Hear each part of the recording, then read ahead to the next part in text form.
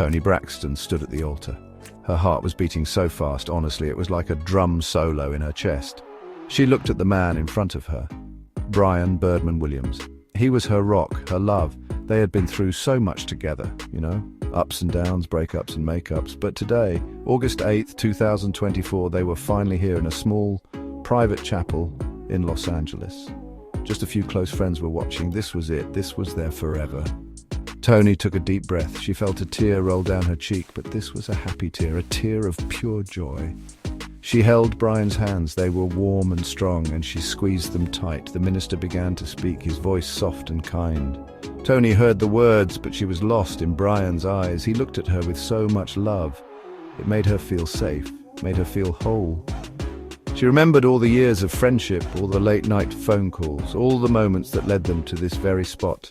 She couldn't believe it was real. She had waited for this day for so long, prayed for this moment, and now it was finally happening. The minister said, "You may now say your vows." Toni's voice trembled a little as she spoke from the heart. She told Brian how he changed her life, how he made her believe in love again. She promised to stand by him, in sickness and in health, for richer or for poorer. Every word was true, every word came from deep inside her soul. She felt like she was floating on a cloud. This was the happiest day of her life. She couldn't imagine anything could ever spoil this perfect feeling. Then it was Brian's turn. He looked right at her, his eyes serious. He told her she was his queen, his everything. He promised to protect her, to honor her, to love her forever. Toni smiled, a big, beautiful smile, the kind that lights up a room. The minister pronounced them husband and wife. Brian leaned in and kissed her. It was a gentle kiss, a kiss full of promise. A small group of friends clapped. Toni felt like she was in a dream, a beautiful, wonderful dream she never wanted to wake up from. Later that night, they were in the bridal suite. It was a beautiful room. Roses were everywhere and champagne was chilling in a bucket. Toni felt like a princess. She changed out of her wedding dress and put on a beautiful silk robe. She walked over to the window and looked out at the city lights. Los Angeles was sparkling below. She was Mrs. Brian Williams. She said the name to herself. It sounded so good. She turned around expecting to see Brian smiling at her, but he wasn't smiling. He looked worried. His face was serious. "What's wrong, baby?" she asked, her voice soft. She walked over to him and put her hand on his arm. His muscles were tense. Did something happen? Brian didn't look at her. He just stared at the floor. He took a long, deep breath.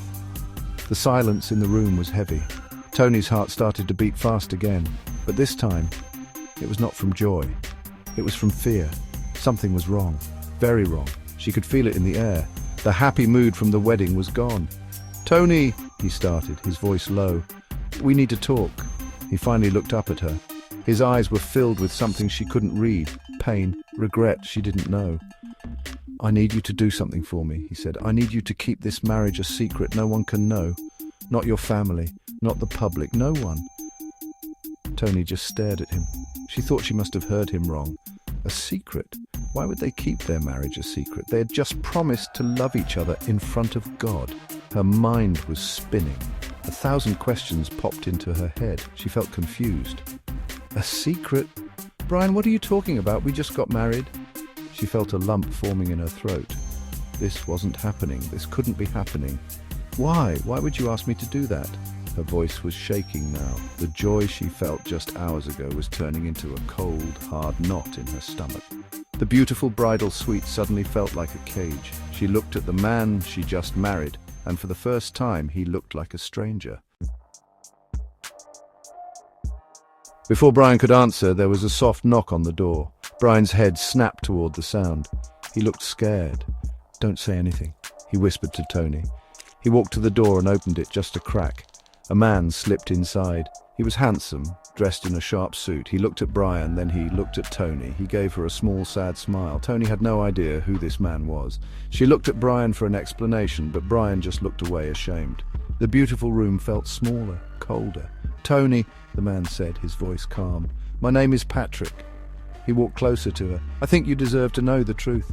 Toni stood frozen. She couldn't move. She couldn't speak. She just looked at this stranger. Who was he, and what truth was he talking about? She looked over at Brian, her husband.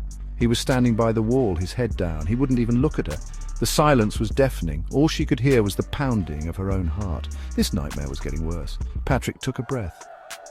"Brian and I have been together for 6 years," he said softly. "He loves me, and he loves you too in his own way. But he can't leave me. He will never leave me." The words hit Toni like a physical blow. She felt the air leave her lungs. She stumbled back and sat on the edge of the bed. 6 years, a partner. It couldn't be true. This had to be some kind of sick joke, a cruel prank on her wedding night. She looked at Brian, pleading with her eyes for him to say it wasn't true, but Brian said nothing. He just stood there. His silence was the answer. It was all true. The secret, the fear in his eyes. It all made sense now. Toni felt a wave of nausea. The man she just married, the man she gave her heart to, was in love with someone else, a man. The room started to spin. The beautiful roses on the table now seemed to mock her. The champagne bottle looked like a cruel joke. Her perfect day had shattered into a million tiny pieces. She felt so stupid, so naive, so utterly heartbroken. Toni looked up from the bed, her eyes filled with tears. She looked at Brian, the man she thought she knew. "Why?" she whispered. It was the only word she could get out. "Why would you do this to me, Brian? Why marry me?" Her voice cracked with pain. She felt a tear slide down her face, hot against her cold skin. She had given him everything, her trust, her love, her future, and he had thrown it all away for a lie. She felt a deep, aching sadness settle in her chest. It was a pain so deep she felt like she couldn't breathe. Brian finally walked toward her. He knelt down in front of her. He looked like he was in pain too. "Toni, I'm so sorry," he said, his voice thick with regret. "I never meant to hurt you. I do love you. I couldn't lose you. And I couldn't lose him." He reached out to touch her hand, but she pulled away. His touch felt like fire. "Marrying you. It felt right, but I'm not strong enough to choose. I'm not strong enough to be the man you deserve." His words were empty. They offered no comfort. He stood up. "I will make sure you are taken care of," he said, his voice all business now. "You will want for nothing. I'll make sure of it. Just please keep this quiet." The words were like another slap in the face. He thought he could buy her silence. He thought money could fix the hole he had just blown through her heart. She didn't want his money.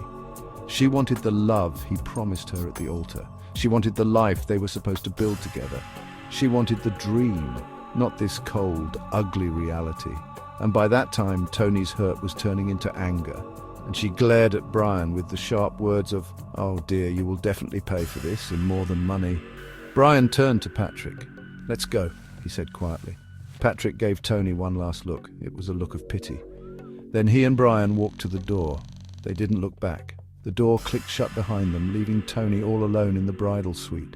She was surrounded by the symbols of a happy marriage, the roses, the champagne, the silk robe, but it was all a lie. She sat there on the bed in the silent room. The city lights of Los Angeles blurred through her tears. Her beautiful dream was over. She was a wife, but she was completely and utterly alone.